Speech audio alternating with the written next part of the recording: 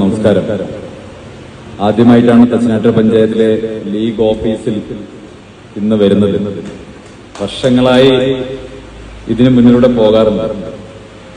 ആ സമയത്തൊക്കെ സത്യം പറയുകയാണെങ്കിൽ ചെറിയൊരു അസൂയാണ്. കാരണം ഞങ്ങൾക്കാർക്കും ഇങ്ങനൊരു ഓഫീസില്ലല്ലോ. തച്ചനാട്ട് പഞ്ചായത്തിലെ ഏറ്റവും വലിയൊരു പാർട്ടി ഓഫീസ് അത് ലീഗിന്റേതാണ്. സ്വാഭാവികമായിട്ട് കാണുന്ന സമയത്ത് ഒരല്പം അസൂയ കലർന്നിട്ടുള്ള സമീപനാണ് ഉണ്ടായിരുന്നത്. പക്ഷെ ഇന്നിവിടെ UDFന്റെ ഭാഗമായി കോൺഗ്രസിന്റെ ഒരു പ്രവർത്തകനായി ഇവിടെ വരാൻ സാധിച്ചതിലുള്ള സന്തോഷം ആദ്യമായിട്ട് രേഖപ്പെടുത്തിയാണ്. പക്ഷേ ചന്ദ്രിക പത്രത്തിന്റെ സർക്കുലേഷന്റെ ഉദ്ഘാടനവുമായി ബന്ധപ്പെട്ട് വരുമ്പോൾ അവിടെ ഒരുപക്ഷെ നിങ്ങളെക്കാൾ കൂടുതൽ ചന്ദ്രികയുമായി ബന്ധമുള്ളത് എനിക്കാണ്. കാരണം ഗഫൂർ ചന്ദ്രികയുടെ ലേഖനായിരിക്കുമ്പോൾ ചന്ദ്രികയുടെ ലേഖനായിരിക്കുമ്പോഴാണ് ഞാൻ ജന്മഭൂമിയുടെ ലേഖനായിട്ട് മണ്ണാർക്കാട് പ്രവർത്തിക്കുന്നത്. അന്ന് എന്റെ കടയിൽ നിന്നാണ് വാർത്തകളൊക്കെ അയക്കുന്നത്. പലപ്പോഴും ഗഫൂറിന് ഒഴിവുള്ള സമയത്ത് ചന്ദ്രികയ്ക്ക് വാർത്ത അയച്ചിരുന്ന ചന്ദ്രികയുടെ അജ്ഞാതനായിരുന്ന പ്രാദേശിക ലേഖനായിരുന്നു ഞാൻ.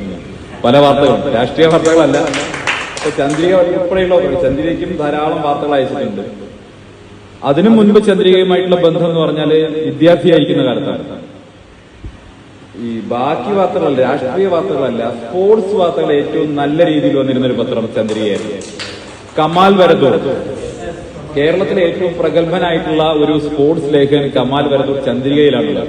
അപ്പൊ അതുകൊണ്ട് തന്നെ ഓരോ മാച്ച് കഴിഞ്ഞാലും പിറ്റേ ദിവസം അതിന്റെ കൃത്യമായിട്ടുള്ള അനാലിസിസ് വായിക്കണമെങ്കിൽ ചന്ദ്രികയുടെ സ്പോർട്സ് പേജ് വായിക്കണം. അത് പെരിന്തൽമണ്ണയിലെ ലൈബ്രറിയിൽ പോയിരുന്നിട്ട് ഞാൻ ആദ്യം വായിക്കുന്നത് ചന്ദ്രികയുടെ സ്പോർട്സ് പേജ് ആയിരിക്കും. അതാണ് ചന്ദ്രികയുമായിട്ടുള്ള അടുത്ത ബന്ധം എന്ന് പറയുന്നത്. അപ്പൊ അതുകൊണ്ട് തന്നെ ചന്ദ്രികയുടെ ഒരു പരിപാടിയുമായി ബന്ധപ്പെട്ട് ഇവിടെ വരാൻ സാധിച്ചില്ല, ഒരു മാധ്യമ സ്ഥാപനവുമായി ബന്ധപ്പെട്ട പരിപാടിയിൽ വരാൻ സാധിച്ചിട്ടുള്ള അതിയായിട്ടുള്ള സന്തോഷം രേഖപ്പെടുത്താൻ ആഗ്രഹിക്കുക. മറ്റൊന്ന്, ഇവിടെ സൂചിപ്പിച്ചു ചന്ദ്രികയുടെ ജില്ലാതല പരിപാടി വിളിച്ചതായിരുന്നു, പോകാൻ സാധിച്ചില്ല. അന്നത്തെ തിരക്കുകൾ കൊണ്ട് പോകാൻ സാധിച്ചില്ല. എന്തായാലും തച്ചനാട്ട് പഞ്ചായത്തിലെ ആ പരിപാടിയിൽ പങ്കെടുക്കാൻ സാധിച്ചു. ഞാൻ ഒരു കാര്യം കൂടി പറയുകയാണ്. ചന്ദ്രികയുടെ ആദ്യത്തെ ഒരു വർഷത്തെ സബ്സ്ക്രിപ്ഷൻ എനിക്ക് തരണം.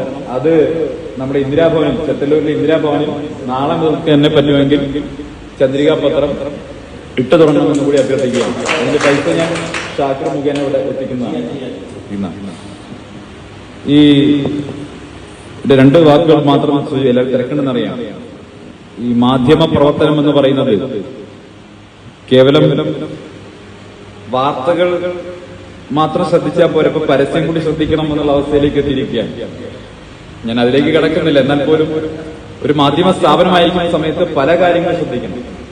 പലപ്പോഴും ദേശാഭിമാനിക്കൊക്കെ പറ്റിയിട്ടുള്ള കാര്യം, ഫാരിസ് അബൂബക്കറിനെ പോലെയുള്ള വെറുക്കപ്പെട്ടവർ എന്ന് വിശേഷിക്കപ്പെടുന്നവരുടെ കയ്യിൽ നിന്ന് പണം വാങ്ങിക്കൊണ്ട് മാധ്യമ സ്ഥാപനം പ്രവർത്തിപ്പിക്കുമ്പോൾ അവർക്ക് വേണ്ടിയുള്ള വാർത്തകൾ, അവരുടെ താല്പര്യങ്ങൾക്കനുസരിച്ചുള്ള വാർത്തകൾ കൂടി ഇത്തരം മാധ്യമങ്ങളിലൂടെ പുറത്തു പോകുന്നു എന്നുള്ളതാണ്. മാധ്യമങ്ങൾ എപ്പോഴും സമൂഹത്തിൽ നടക്കുന്ന കാര്യങ്ങൾ നിഷ്പക്ഷമായി പറയേണ്ട ആളുകളാണ്. പക്ഷെ പലപ്പോഴും നമ്മുടെ മാധ്യമങ്ങൾ, കേരളത്തിലെ മാധ്യമങ്ങൾ വിശിഷ്യ അത്തരത്തിലുള്ള നിലപാടുകൾ സ്വീകരിക്കുന്നുണ്ടോ എന്നുള്ളത് സംബന്ധിച്ച് നമുക്ക് ചില സംശയങ്ങളുണ്ട്.